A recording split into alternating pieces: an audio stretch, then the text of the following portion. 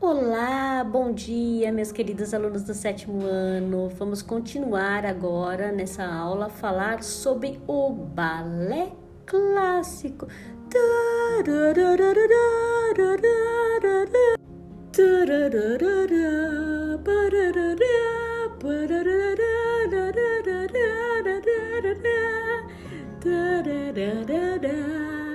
Então vamos lá, galera, página 42, livro 3. Então, como a gente falou, né, o balé romântico e a dança clássica tiveram origem na dança da corte. Então, esses movimentos suaves, delicados, harmoniosos, cheios de regras, vieram dos padrões comportamentais que os súditos deveriam ter, né, que a corte deveriam ter na presença do rei. Então, a origem desses movimentos tem nos salões da corte que vieram esses movimentos, todas as regras, né, toda a padronização que o balé recebeu. Vamos abrir o livro na página 42 para a gente entender um pouquinho mais.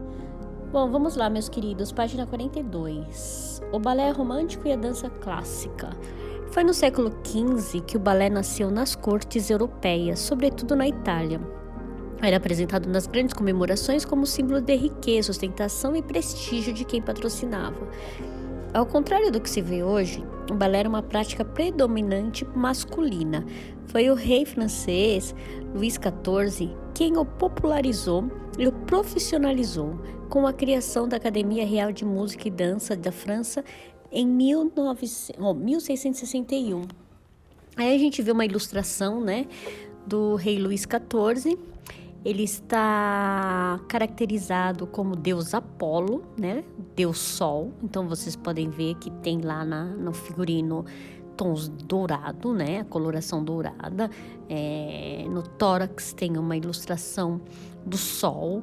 Na cabeça dele, ele usa uma tiara, né? Que representa os raios do Sol, assim como na canela dele presa, assim como no sapato também. O próprio Luís XIV... ele era um grande fã de balé, então ele se apresentava, tá? Ele criou o balé profissional, ele se apresentava, ele criou essa ideia de um palco para se apresentar, não a dança de salão apenas em que as pessoas se socializavam, uma dança profissional mesmo para apresentar para o espectador, para as pessoas que estavam assistindo exclusivamente a dança, não participando, assistindo. Então, Luís XIV, assim como na animação que nós vimos, o Luís XIV que foi o grande mentor, o grande precursor, o grande fundador da dança como uma profissão, um balé profissional, tá bom? A gente viu isso na animação que eu coloquei para vocês, que eu estava explicando direitinho a origem do balé. Vamos para a página 43. Na página 43, vamos lá. Foi apenas no século XIX, com o balé romântico, que as bailarinas passaram a ocupar o cenário principal dos espetáculos de dança. Antes, só os homens poderiam dançar.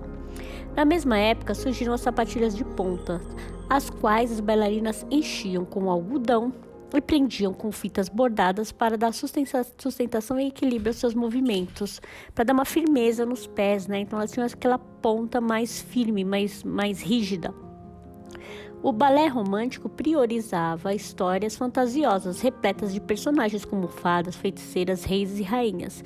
2 exemplos desse tipo de balé é a Sylphide, de 1832, com coreografia do italiano Filippo Taglioni, que narra a história de um espírito que amava um mortal. E o Lago dos Cisnes, que é essa música que eu entro na aula começando cantando.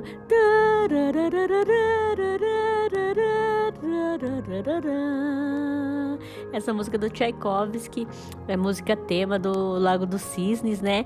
Que conta a história de um feiticeiro enciumado transforma uma princesa em cisne. Então isso é um balé romântico. O balé romântico conta histórias fantasiosas, né? Histórias fantásticas de seres fantásticos. Em Copélia, do francês Arthur de Saint-Léon, Swanilda se indigna com seu noivo, Franz, por tentar chamar a atenção de Coppelia. Muitas confusões acontecem até descobrirem que Coppelia é uma boneca mecânica criada pelo Dr. Coppelius. Então aí a gente vê uma foto, uma imagem do balé Bolshoi, que é o balé mais famoso do mundo. Todo bailarino sonha em participar do Bolshoi, todo bailarino clássico, né? E eles estão ensinando a apresentação, o espetáculo Coppelia. Olha que bonito o cenário, bem pintado, né? Gosto de ver esses cenários do balé. Os figurinos ambientados na época em que se passa a história, certo? Vamos passar para a página 44. Bom, vamos lá. Na maioria das vezes, o balé romântico era composto de uma coreografia que destacava as bailarinas. Os bailarinos relegados eram deixados de lado, né? Então, no balé romântico, as mulheres, a figura da bailarina começou a ser mais valorizada e os bailarinos foram colocados de lado. Foram colocados a segundo plano e serviam de apoio e sustentação aos movimentos aéreos e giros delas. Então, quando a bailarina saltava, ele servia como suporte apenas para dar uma sustentação para a bailarina no momento que ela saltava, nos giros. Então, era essa a função do bailarino nessa época. Para mostrar a leveza das bailarinas e a fragilidade de suas personagens, as roupas eram feitas com materiais leves e transparentes, como o tutu, composto de corpete de cetim justo ao corpo e saia feita com camadas de tule. Tule é aquele tecido que parece uma telinha, é todo trançadinho, bem levinho. Essa vestimenta foi usada pela primeira vez no balé Sylphide. Outro figurino essencial exclusivamente feminino eram as sapatilhas de ponta. Como vocês sabem, o bailarino não usa sapatilha de ponta. Não só naquela época, como até hoje, os bailarinos não usam sapatilha de ponta, apenas as bailarinas. Os bailarinos usavam apenas uma malha rente ao corpo para facilitar a execução dos movimentos. Se vocês verem aí na página, o bailarino Nijinsky, ele estava usando uma malha, tá? Rente ao corpo, justa ao corpo, para facilitar os movimentos.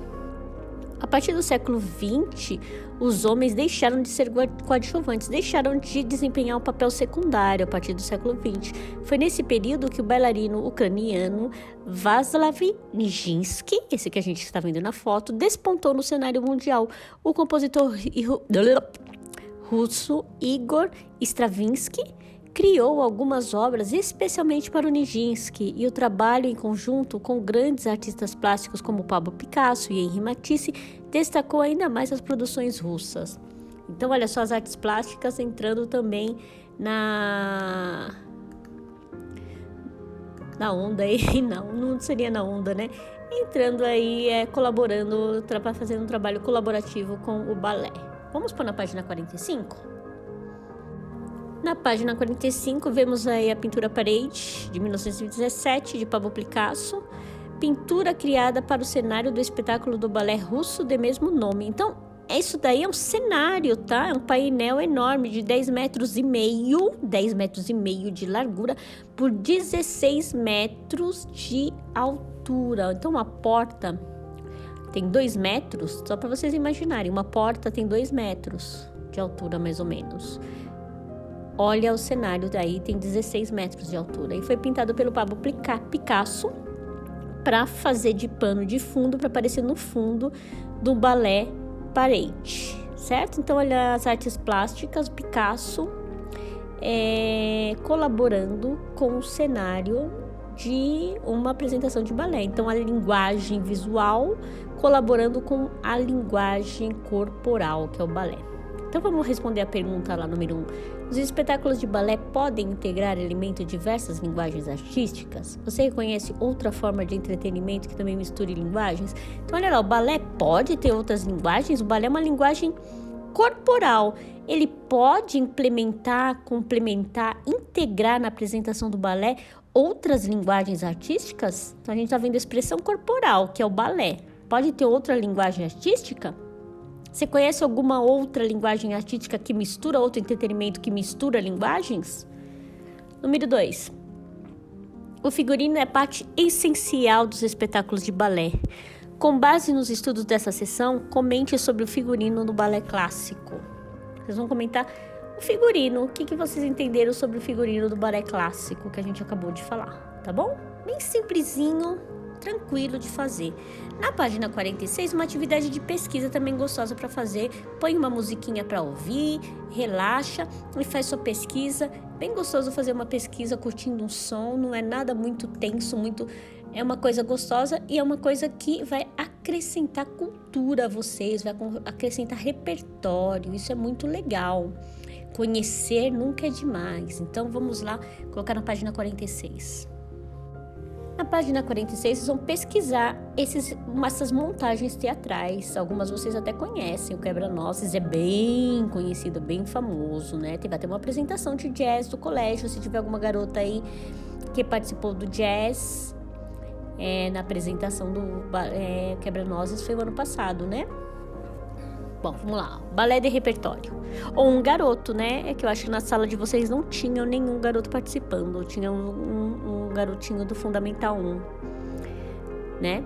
Mas vamos lá. Página 46. Balé de repertório. Os balés de repertório contam uma história a partir da dança, da música e da mímica. Copélia, a sílfide são considerados balés de repertório porque são compostos de diversas cenas coreografadas que compõem um enredo.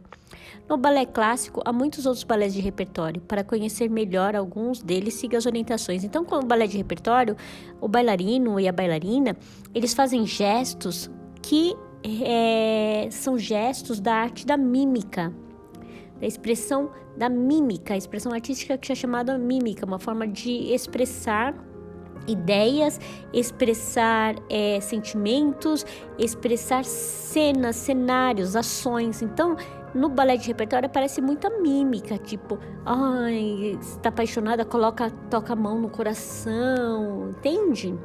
Parece muito esse gestual. Então, o que vocês vão fazer? Vocês vão fazer uma investigação.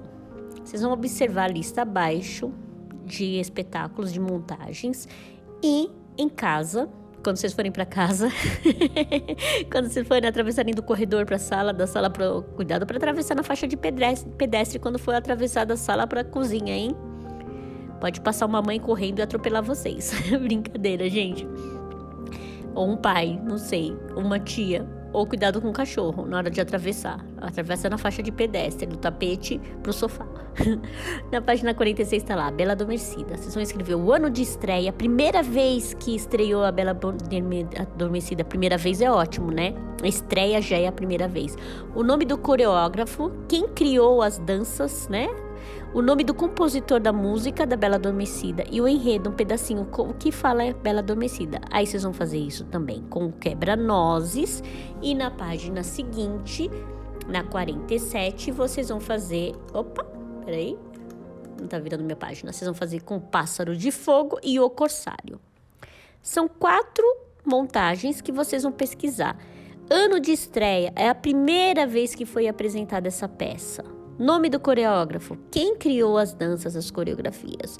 Nome do compositor da música, o compositor. Quem escreveu, por exemplo, Tchaikovsky escreveu o Lago do Cisne. Escreveu as músicas para o Lago do Cisne. Certo? Tchaikovsky. Então, vocês vão pesquisar quem escreveu para Bela Adormecida, quem compôs para Quebra-Nozes. E depois vocês vão escrever o nome do compositor da música. É isso, né? O nome do compositor. Acabamos de falar, desculpa, dei uma engasgada aqui, e o enredo, tá bom? Então é isso, página 47, 46 e 45. 45, 46, 47. Um grande beijo para vocês. Na próxima aula a gente vai ler essas atividades, as respostas e vamos corrigir. Até mais.